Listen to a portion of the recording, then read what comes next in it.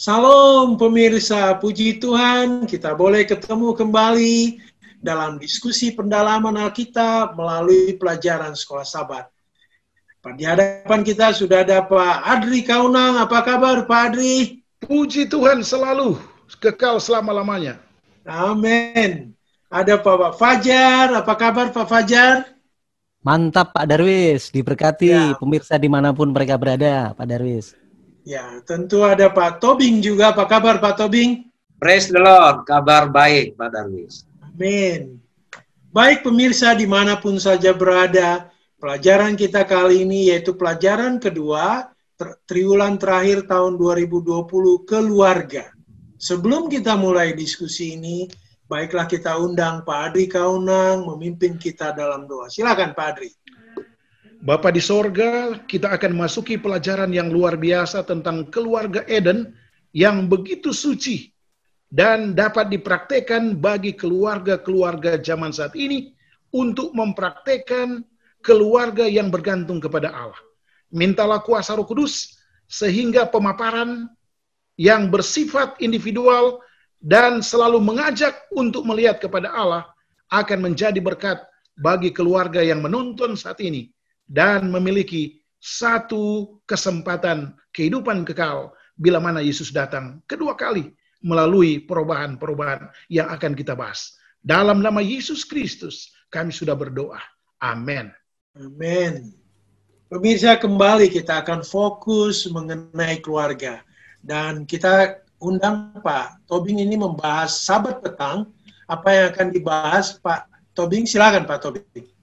Terima kasih Pak Darwis. Pemirsa yang diberkati Tuhan, pelajaran kita minggu ini membahas mengenai keluarga. Ayat hafalannya tertulis di Amsal 1 ayat 8. Hai anakku, dengarkanlah didikan ayahmu dan jangan menyia-nyiakan ajaran ibumu. Tentu kita tahu bahwa sekolah pertama dari semua manusia itu adalah keluarga. Itu makanya kita ketika bicara pendidikan, ya tentu yang pertama kita bahas adalah keluarga. Terutama peran orang tua dalam mendidik anak-anaknya. Terutama lagi yang sangat spesifik ada kepercayaan lebih yang Tuhan berikan kepada para kaum ibu karena di dalam rahim ibu lah dititipkan anak-anak itu sehingga apapun yang di dalam pikiran oleh sang ibu itu mempengaruhi apa yang ada di dalam janinnya. Dan demikian seterusnya setelah lahir juga maka diminta kerjasama yang baik.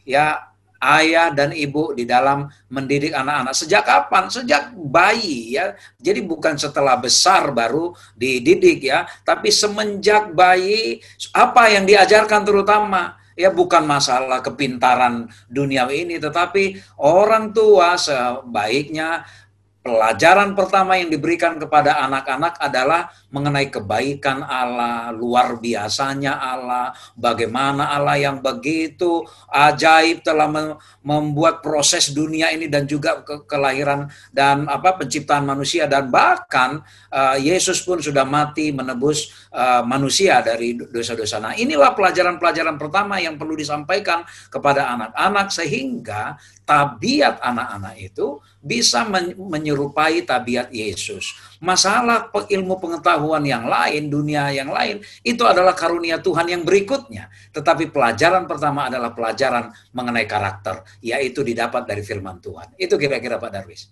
Ya Pak Tobing, ini pemikiran aja ini. Tadi Pak Tobing bilang bahwa belajar firman Tuhan itu mulai dari bayi. Ya. Ini menjadi pertanyaan Pak Tobing, apakah ini karena proses belajar firman Tuhan itu perlu waktu yang begitu panjang?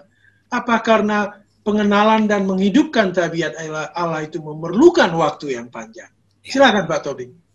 Terima kasih Pak Darwis. Jadi memang hidup kita ini kan sesungguhnya sekolah. Jadi mengapa perlu belajar firman Tuhan itu sejak dini? Artinya memang belajar dan mengenali firman Tuhan ini adalah pengalaman seumur hidup. Sekolah seumur hidup. Supaya kita semakin kenal lagi lebih dalam siapa Tuhan kita itu. Jadi itulah makanya pentingnya sejak dini proses belajar firman Tuhan itu sampai semasa hidup kita. Supaya kita tahu siapa sebenarnya Allah kita dan kita benar-benar bisa menghidupkan tabiat Allah itu. Saya kira itu Pak Darwis. Terima kasih Pak Tobing. Saya ingin beralih kepada Pak Adri Kaunang ini. Pak Adri, pelajaran berikutnya yaitu berjudul Keluarga yang Pertama. Nah, ini gimana nih keluarga yang pertama ini? Pak Adri, tolong silakan uraikan Pak. Silakan Pak Adri. Oke, kurang lebih 3 atau 4 poin penting saya akan uraikan secara langsung. Yang pertama adalah keluarga Taman Eden itu adalah berpusat kepada Allah sebagai kepala keluarga. Dan manusia atau kita sebut Adam dan Hawa adalah anak-anak Allah. Jelas sekali. Yang kedua adalah dikatakan dalam buku Lukas 3 ayat 38 bahwa sistem pendidikan Taman Eden merupakan sistem yang extraordinary, yang luar biasa. Karena menggambarkan beberapa poin positif. Yang pertama adalah hubungan yang sangat erat antara Allah dan manusia. Dan yang kedua, kasih yang luar biasa dan ditunjukkan dengan janji-janji yang potensial. Itulah sebabnya dikatakan bahwa aplikasi bagi Eden terjadi bagi kedua ringkasan penyembahan yang benar dan tidak benar. Padahal dimulai dari keluarga Allah yang sempurna. Kita lihat anak-anak Adam diajarkan peribadatan yang benar, cara menghormati yang benar, ajaran-ajaran rohani yang positif, tetapi yang satu memberikan persembahan sesuai dengan yang Allah perintahkan, yang satu tidak setia dan tidak sesuai dengan apa yang Allah inginkan. Antara lain, kita belajar nama mereka adalah Kain dan Habel. Ya, Kain dan Habel memiliki Allah yang sama, orang tua yang namanya Adam dan Hawa, tetapi satu sikap yang berbeda. Habel memberikan persembahan sesuai dengan yang Allah mintakan. Kain memberikan persembahan yang sama dan tidak mau mendengarkan apa yang diperintahkan oleh Allah. Mari kita masuk kepada beberapa tulisan seri Membina Keluarga. Dikatakan bahwa aplikasi keluarga Taman Eden ada hubungan erat dengan aplikasi keluarga saat ini. Mengapa? Karena fokus kita juga kepada Allah. Tujuan kita adalah janji Allah bahwa kita akan kembali karena sudah dipulihkan melalui Yesus Kristus. Itulah sebabnya memang agak sulit dan sulit dimengerti, tetapi tadi saya coba angkat dengan kata iman, berhubungan dengan doktrin yang selalu berulang-ulang, seperti dikatakan dalam Ulangan 6 ayat 7. Itu resep utama buat keluarga saat ini. Ajarlah berulang-ulang doktrin yang mudah dimengerti oleh anak-anak kita. Kepribadian, peribadatan, ajaran, persekutuan, evangelisasi, pelayanan, inilah yang diulang-ulang setiap hari. Nah, memang ini adalah pengalaman dari sisi Kaunang dan mungkin teman-teman yang lain. Dari buka mata, dari lahir kita sudah diajarkan berulang-ulang apa yang dikatakan oleh seri Membina. Dan fokus kita adalah memang untuk menghormati penciptaan, mengikuti pendidikan yang memang sesuai dengan Allah inginkan, dan otomatis komitmen keluarga kita saat ini adalah memberikan persembahan peribadatan yang sesuai dengan yang dilakukan oleh Habel di sini. Ini Pak Darwis yang menarik antara keluarga Eden dan keluarga kita saat ini yang sebenarnya tidak berbeda, sama-sama adalah di satu rangkaian kungkungan Allah, lindungan Allah, ajaran Allah, peribadatan Allah. Namun memang kadang-kadang akibat penolakan seperti Kain, ya ada juga keluarga yang sama seperti itu, tetapi kisi-kisinya jawabannya sangat sederhana. Bahwa lakukanlah setiap hari dengan mengandalkan kuasa Allah, menghormati Allah, kerendahan hatilah Pak Darwis, nomor 1, supaya kita bisa selalu konsisten berhubungan dengan Allah saat ini sampai Yesus datang kedua kali. Itu Pak Darwis yang menarik untuk menjawab pertanyaan Pak Darwis. Terima kasih Pak Adri. Saya ingin kembali ke Pak Fajar ini. Pak Fajar, Ya, Pak pelajaran berikutnya yaitu mengenai masa kanak-kanak Yesus. Sepertinya keluarga ini ya sangat penting Pak dalam kehidupan ini. Nah, ini kita belajar dari masa kanak-kanak Yesus. Silakan Pak. Ya, terima kasih Pak Darwis. Memang Alkitab sangat sedikit sekali ya menceritakan kehidupan masa kecil Yesus ya. Tapi ini menjadi satu hal yang sangat menarik. Mengapa Yesus menjadi satu pribadi yang sangat begitu luar biasa. Itu tidak terlepas dari kedua orang tua, Maria dan Yusuf ya. Jadi Maria dan Yusuf ini adalah seorang Yahudi yang sangat setia. Dia berusaha hidup dalam ketaatan pada hukum dan firman Allah. Jadi kedua pasangan ini adalah orang-orang yang taat kepada Tuhan. Benar-benar orang yang mau menuruti akan kehendak Tuhan. Kalau kita lihat di sini, kemudian malaikat Jibril dia datang menyatakan bahwa Maria ini sedang hamil oleh karena Roh Kudus. Mereka mau menuruti, mau menerima dengan keadaan seperti itu. Kemudian mereka menikah menjadi satu suami istri oleh karena pertolongan Tuhan semuanya ini. Oleh karena pertolongan. Jadi seperti yang tadi yang disebutkan oleh Saudara Elvin, karakter orang tua itu akan menurun kepada anak, yaitu kepada Yesus.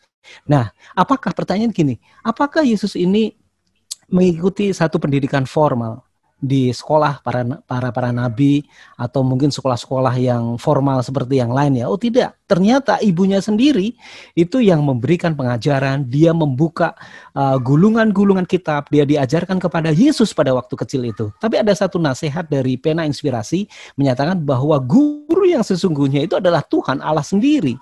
Itu yang menjadi guru yang sesungguhnya bagi Yesus sendiri. Nah sekarang kalau kita lihat apa sih yang menjadi satu karakter yang bagus daripada Yesus dan kedua orang tuanya? Buktinya ini.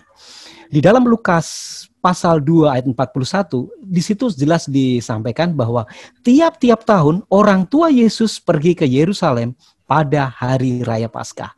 Tiap-tiap tahun Pak Darwis. Artinya setiap tahun ya, orang tua ini selalu mengajak anaknya, yaitu Yesus, untuk pergi ke Yerusalem. Mereka beribadah di sana. Mereka bersuka cita untuk merayakan satu hari raya Paskah. Apakah Yesus seperti anak-anak yang lain? Iya, seperti anak yang lain. Pada waktu itu perayaan itu sudah selesai, orang tuanya itu memang membiarkan. Dia pikir bahwa Yesus itu bermain dengan anak-anak yang lain. Tapi ternyata tidak. Dia berbicara dengan beberapa orang-orang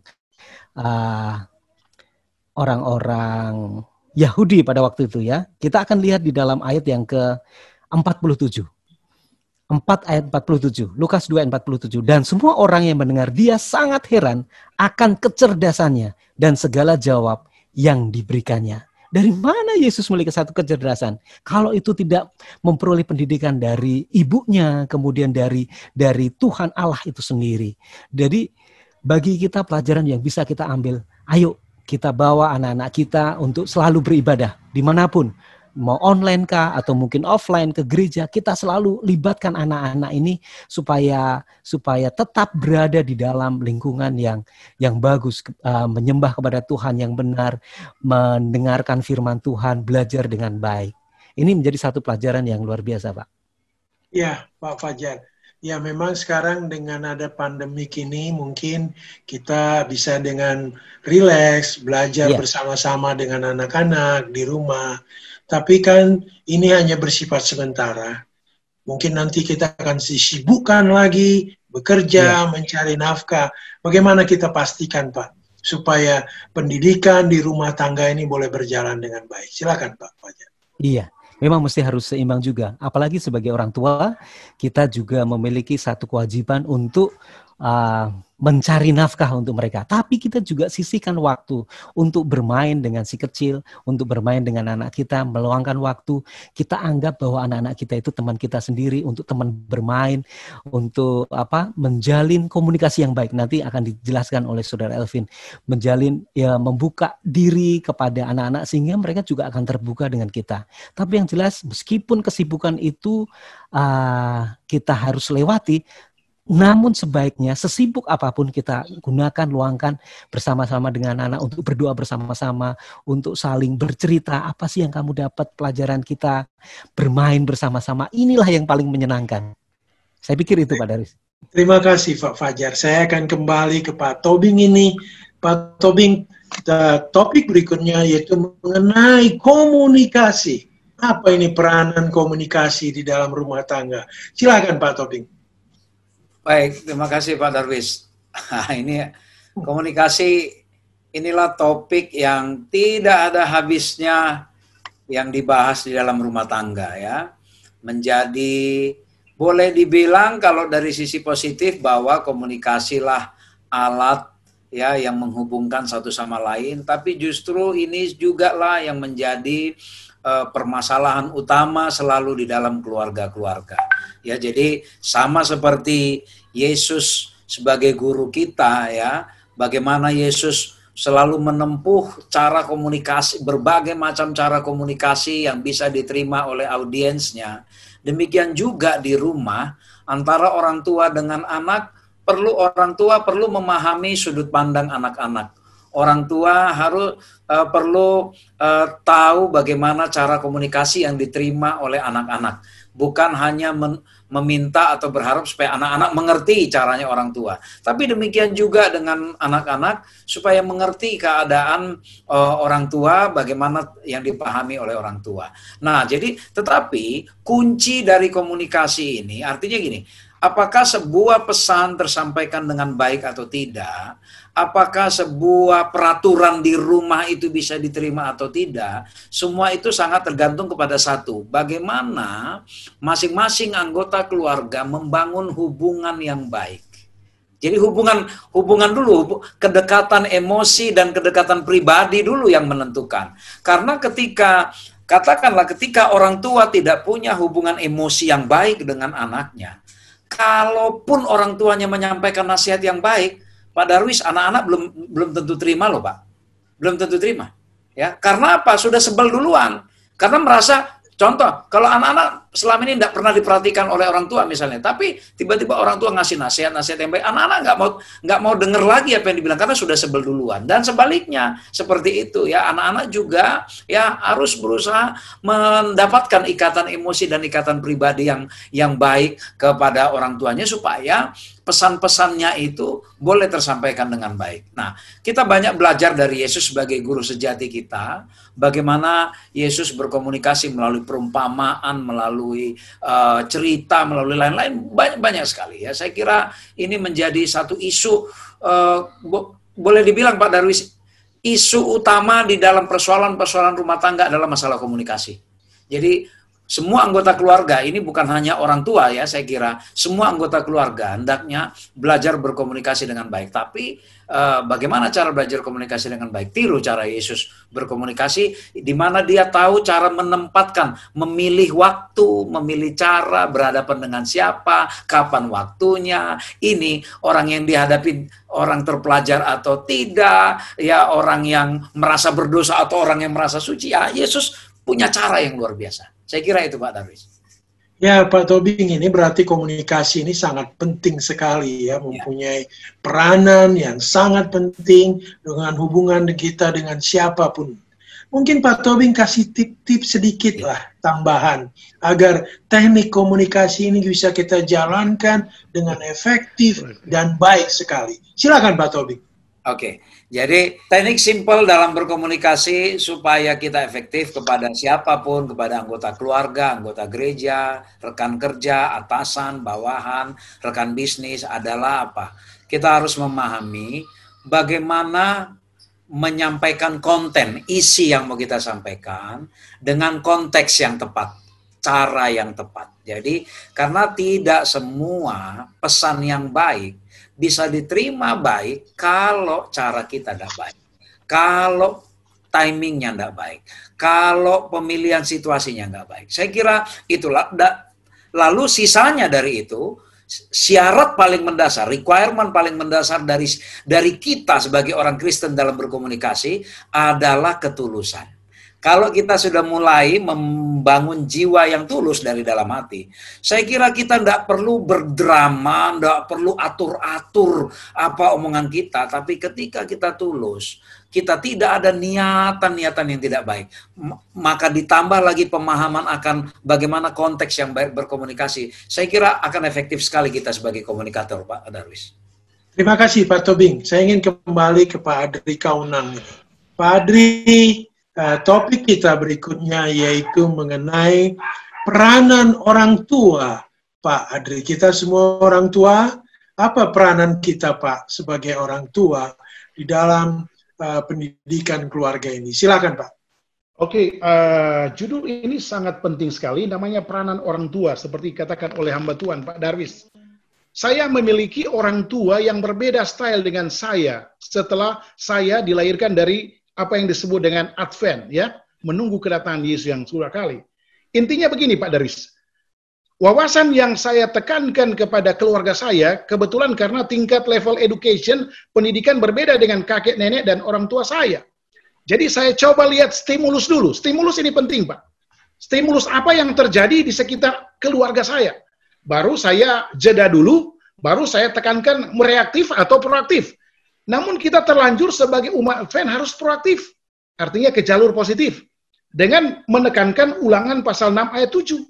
Ajarkan berulang-ulang kepada anak-anak kita, karena kita dari bayi sudah mengenal akan ayat ini. Pengalaman saya, anak saya nomor 3, karena dia cintai apa yang saya katakan, maka dari SD, SMP, SMA, dan saat ini kuliah di salah satu sekolah Advent, mencintai didikan rohani.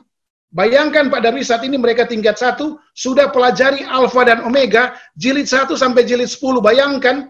Nah, itu terbentuk karena hubungan tangga Paulus, yang saya didik berdasarkan mengandalkan kuasa Allah. Ada apa di sana? Anak saya belajar tentang apa? Kasih agape, ya. Adik saya namanya Gerhard. Saat ini tingkat 1 di UNAI, Pak. Ambil accounting. Dan ketua kelas. Bayangkan, saya juga luar biasa ini. Ini kesaksian pribadi bagi para pemirsa. Karena dia suka sekali belajar firman Allah dari SD sekolah Advent, SMP sekolah Advent, SMA sekolah Advent, sampai di kuliah pun saat ini dia di UNAI. Sekolah Advent pula. Bapak bayangkan, Ibu bayangkan, dimanapun kita berada, agak panjang sedikit. Alfa Omega harus dikupas dalam 1 minggu. Bayangkan ada 1 sekian buku, ada 10 buku. Nah, itu menggambarkan karena kita berdoa kepada Allah untuk kasih Allah terjadi bagi kita dan anak-anak kita. Masuk juga dalam Amsal 31 ayat 10. Sukacita, damai, sejahtera, kesabaran, kemurahan, kebaikan, kesetiaan, kelemah lembutan, dan penguasaan diri. Karena tujuan dari tangga Paulus ini adalah membawa saya, istri saya, 4 anak saya untuk menuju ke dalam kerajaan sorga. Ini adalah individual konsep rumah tangga, bukan general atau mikro. Tetapi setiap keluarga bertanggung jawab terhadap istri atau suami, anak-anak kita untuk melakukan apa yang dikatakan di dalam Efesus 6 ayat 4 dan Amsal 31 ayat 10, serta tangga Rasul Paulus. Akhirnya satu kesaksian yang luar biasa, dia katakan, tidak ada masalah Pak, karena saya mencintai Alkitab. Tidak ada masalah karena saya suka berdoa. Tidak ada masalah. Kawan-kawannya rata-rata dari North Sumatera sana, luar biasa. Hanya dia yang dari daerah-daerah, dari Jakarta Utara, Priuk. Intinya begini Pak, kalau kita melihat orang tua kita dulu berbeda, maka kita rubah style. Karena ada ayat-ayat yang mengatakan, termasuk di sini, Efesus dan Amsal, dan juga buku Ulangan, merubah mindset kita. Merubah stimulus yang sebenarnya negatif, pemarah, tidak ramah, karena kita menganut stimulus tangga Paulus berbeda dengan tangga Petrus, ya. Maka kita rubah sesuai dengan apa? Style dari anak pertama, anak kedua, anak ketiga, anak keempat. Saya punya anak 4, Pak. Yang pertama kawin dengan pendeta, itu luar biasa. Karena kita mau mengajarkan berulang-ulang dan mereka harus menghormati orang tua. Bila mana mereka berpisah dari kaunang, bila mana mereka berpisah dari keluarga kaunang, itu tanggung jawab lagi mereka kepada Allah yang sama. Bukan kita terus tanggung jawab terus. Pada saat mereka menikah, mereka punya tanggung jawab atau disebut dengan apa? Peranan orang tua yang baru. Peranan orang tua yang masih muda, tetapi harus memiliki tanggung jawab yang positif kepada Allah yang luar biasa terhadap generasi-generasi atau anak-anak mereka yang lahir di kemudian hari. Itu Pak pemikiran yang sederhana yang bisa saya jawab sehubungan dengan bahasa positif dari Bapak tentang peranan orang tua yang dimulai dari buku Efesus 6 ayat yang keempat. Itu Pak Darwis yang menarik Pak Darwis. Terima kasih Pak Kaunang. Sepertinya peranan orang tua sangat penting membawa anak-anak ini kepada Yesus, ya, keselamatan, kepada rencana keselamatan, dan juga membawa pekabaran ini kepada orang lain. Pak Fajar, saya kembali kepada Bapak Fajar ini. Topik berikutnya yaitu mengenai jangan kamu lupa. Sepertinya suatu peringatan yang keras ini, Pak. Jangan sampai lupa. Mungkin Pak Fajar ini bisa merangkan kepada kita supaya kita juga jangan lupa, Pak. Silakan. Wah, ini menarik ini Pak Darwis, khusus untuk pelajaran yang hari Kamis ini ya. Jangan kamu lupa gitu ya. Ini kalau bisa saya artikan bahwa ini ingatlah, ada di dalam Alkitab itu ada dua yang saya tangkap. Ingatlah dan kuduskanlah hari Sabat. Kemudian yang kedua adalah ingatlah akan istri Lot. Nah, di sini kita diajarkan supaya kita akan selalu ingat. Ingat apa sih? Ingat apa? Rupanya kalau kita pelajari di pelajaran hari Kamis ini, jangan sampai kita lupa akan berkat pimpinan Tuhan pada masa-masa lalu. Karena Tuhan yang sama di masa yang datang, itu yang akan membimbing kita semuanya di jalan yang benar. Jangan sampai lupa kita akan bagaimana kasih Dia yang luar biasa itu pada masa lalu. Sehingga kita akan tetap berpegang teguh. Nah, hal inilah yang selalu diajarkan di dalam pendidikan keluarga ini.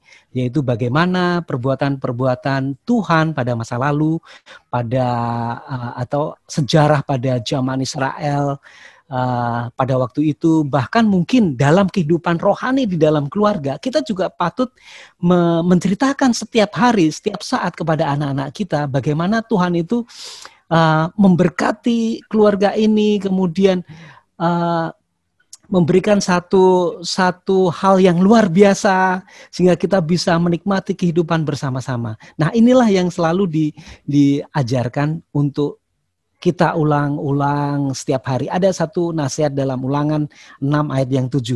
Ini ayat yang selalu sering yang kita baca ya. Haruslah engkau mengajarkannya berulang-ulang kepada anak-anakmu dan membicarakannya apabila engkau duduk di rumah, apabila engkau sedang dalam perjalanan, apabila engkau berbaring, dan apabila engkau bangun. Bila mana kita sebagai orang tua, kita tahu bahwa kita memiliki satu tanggung jawab. Tentunya kita akan meluangkan waktu bersama-sama dengan anak-anak untuk belajar bersama-sama. Ini benar-benar nasihat buat saya secara pribadi untuk anak-anak. Jangan sampai mereka itu terkontaminasi dengan hal yang lain, akan mereka tertutup kehidupan duniawi itu menutup pandangan mereka akan kasih Tuhan. Padahal sebetulnya kasih Tuhan inilah yang patut kita ajarkan kepada mereka, bagaimana Tuhan yang menolong kehidupan kita dalam masa kesusahan, kesulitan, khususnya pada masa pandemik ini. Saya pikir itu Pak Darwis. Ya, mungkin Pak Fajar ya, bagaimana kegiatan gereja, kalau kita aktif, orang tua, anak-anak kita, apakah ini meningkatkan kerohanian kita? Silakan Pak Fajar. Iya, tentunya Pak Darwis. Ini menjadi salah satu sarana ya, salah satu sarana untuk mengencourage anak-anak di dalam mereka aktif ya, terlibat dalam pekerjaan Tuhan, mengambil bagian di dalam perbaktian. Mungkin hanya tugas-tugas yang kecil, tapi saya pikir kalau itu diberikan dengan ketulusan, dengan sukacita, meskipun mungkin hanya baca ayat inti, atau mungkin doa buka, atau bahkan mungkin menjadi pemimpin acara di sebuah perbaktian, ini akan meningkatkan rasa percaya diri mereka. Akan meningkatkan rasa percaya diri mereka. Mereka terbiasa dengan terlibat dalam pekerjaan Tuhan. Tentunya dia akan selalu ingat akan Tuhannya dia. Kasih Tuhan yang luar biasa. Sehingga nantinya bila mana mereka menghadapi masalah, si anak-anak ini, mereka akan ingat, oh Tuhan yang sama yang saya sembah, yang saya layani, itu mampu memberikan satu jalan keluar yang terbaik. Saya pikir itu Pak Darwis. Terima kasih Pak Fajar. Saya kembali ke Pak Tobing ini mengenai pendalaman dan kesimpulan dari diskusi kita kali ini. Silakan Pak Tobing. Terima kasih Pak Darwis. Pemirsa yang diberkati Tuhan, tibalah kita di kesimpulan pelajaran kita dalam satu minggu ini. Kita diingatkan kembali kepada para orang tua agar kita baik sebagai ayah, sebagai ibu, agar menyadari bahwa di pundak kita lah diletakkan Tuhan tanggung jawab dalam mendidik anak-anak kita ini. Apa yang kita perlu perkenalkan kepada mereka sejak dini, yaitu mengenai kasih Tuhan, mengenai hukum perkembangan jasmani, artinya bagaimana menjaga kesehatan fisik anak-anak juga itu perlu, kesehatan moral, mentalnya itu sangat perlu. Ya, perkembangan karakter mereka. Lalu bagaimana kita mengajarkan anak-anak kita ini agar bisa berinteraksi ya dengan baik kepada semua orang, dan tentu kita harus mengawali dari rumah bagaimana kita sebagai orang tua juga secara lugas, secara fleksibel bergaul, berinteraksi dengan anak-anak kita, sehingga anak-anak kita ini punya pandangan yang positif terhadap kita sebagai orang tuanya. Jadi memang mendidik anak ini bukanlah tugas yang mudah. Oleh karena itu kita harus minta selalu pertolongan Tuhan, karena tugas mendidik anak tidak ada lulus-lulusnya, tidak ada tamat-tamatnya. Dan jangan lupa, di rumahlah sekolahnya yang pertama. Sebuah tulisan yang baik dari sebuah pena inspirasi mengatakan begini, di rumahlah sekolah pertama anak-anak ini, disinilah mereka dididik. Jika mereka tidak engkau didik, katanya kepada kita para orang tua ya, jika di sini mereka tidak engkau didik, maka setan yang akan mendidiknya melalui alat-alat yang dipilihnya. Bapak Ibu sekalian, saya kira kita tidak mau anak-anak kita dididik oleh setan. Oleh karena itu sebelum setan mengambil alih, mari kita sadari tanggung jawab kita agar melalui pertolongan Tuhan. Kalau kita kurang hikmat, Yakobus bilang, mintalah hikmat kepada Tuhan supaya kita diberi hikmat di dalam mendidik anak-anak kita. Saya kira itu kesimpulan kita Pak Darwis untuk 1 minggu ini. Biarlah keluarga-keluarga kita terberkati, anak-anak kita menjadi berita yang baik ya dimanapun nanti berada. Terima kasih Pak Tobing. Kami berharap semua pemirsa mendapatkan inspirasi baru, menyadari tanggung jawab yang luar biasa bagi orang tua di dalam keluarga. Baik Pak Tobing, kita tutup diskusi kita kali ini. Kami minta Pak Tobing memimpin dalam doa. Silakan Pak Tobing. Mari kita berdoa. Ya Allah Bapa di surga, terima kasih Engkau Allah Maha Baik, mengingatkan kami para keluarga agar kami kembali mengintrospeksi apakah keluarga-keluarga yang kami bangun, anak-anak yang kami didik, sudah kami didik di dalam jalan kebenaran Tuhan. Mohon ampun kami Tuhan para orang tua jika kami belum mendidiknya dengan baik. Oleh karena itu Tuhan, kami memohon pertolongan Roh Kudus-Mu. Berilah hikmat kepada kami Tuhan.